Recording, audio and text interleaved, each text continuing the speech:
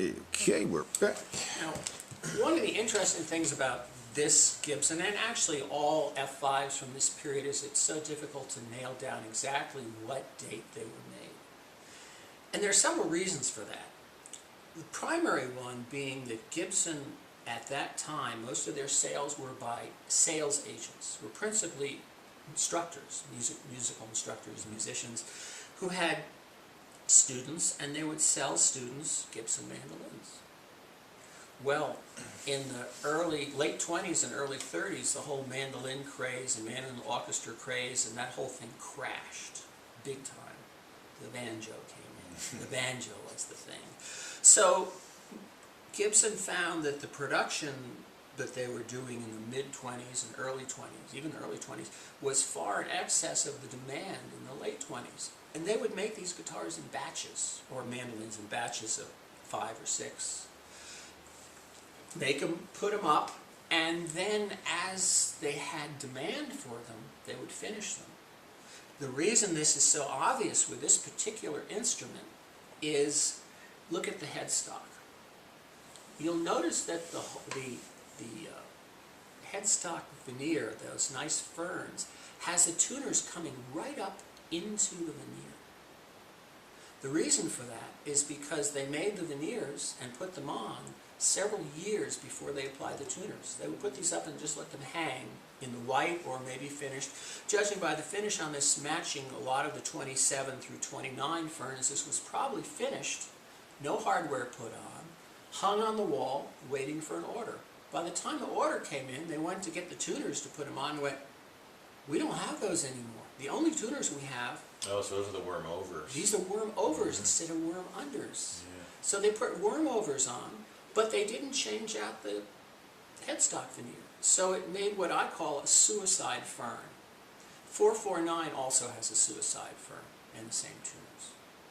It's funny, when people want to play this mandolin, my specific instructions to them is, you can play it, but don't you dare try to tune it. Because these tuners, being the original tuners, I mean, Dave Harvey spent over 2 hours disassembling these, completely cleaning them, putting them together, trying to make it so they weren't quite as funky.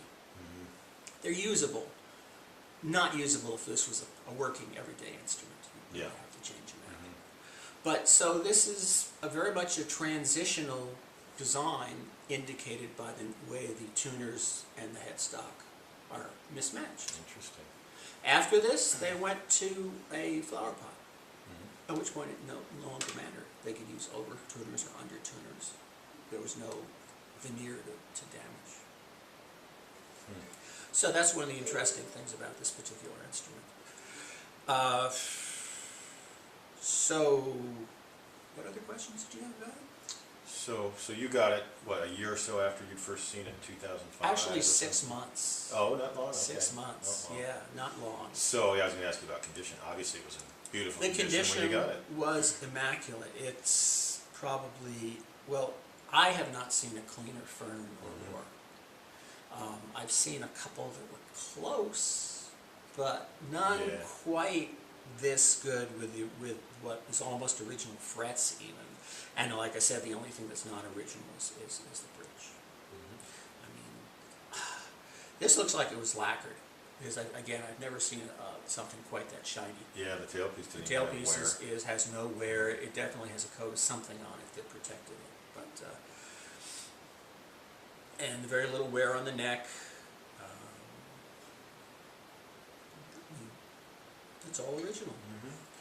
So yeah, condition has been really good. Obviously, I haven't beat it up, but it's not the sort of instrument you take out for everyday gigs. And then I think I remember you telling me you always have, was it Dave Harvey set up your manos? Did you send it to him just to have it tweaked at all? Since I bought it 10 years ago, he did an initial setup, and since then I have not had any resets done. Because I haven't played it enough to warrant. And I keep it humidified and all that good stuff. So, and it's you know, it's 80-year-old instrument's pretty stable. You know, unless you make major changes to it, it's pretty much, that's the way it wants to be now, and it doesn't think it's a tree anymore. It's resigned itself to being a musical instrument at this point.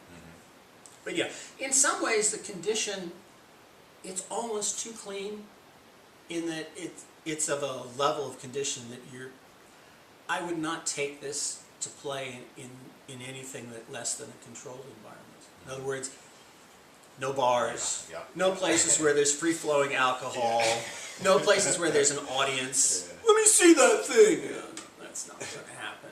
Because in some ways I am sort of, although I own it, I'm also the custodian of it. There probably aren't that many F5s of this age in this kind of condition, so part of my job is to make sure whoever gets it next gets it in pretty much the same shape I get it in. Which means when I'm feeling wild and crazy, it's not the instrument. Yeah, I don't know if you saw Caleb talking about Harry West, but he was pretty particular about his instruments. Harry too, was very, I spoke with Harry once on the phone, and I got the sense that he was a very unique Yeah, individual. that's what most people have And said. not, I mean, most people who are guitar dealers or instrument dealers So I'm going to cycle it.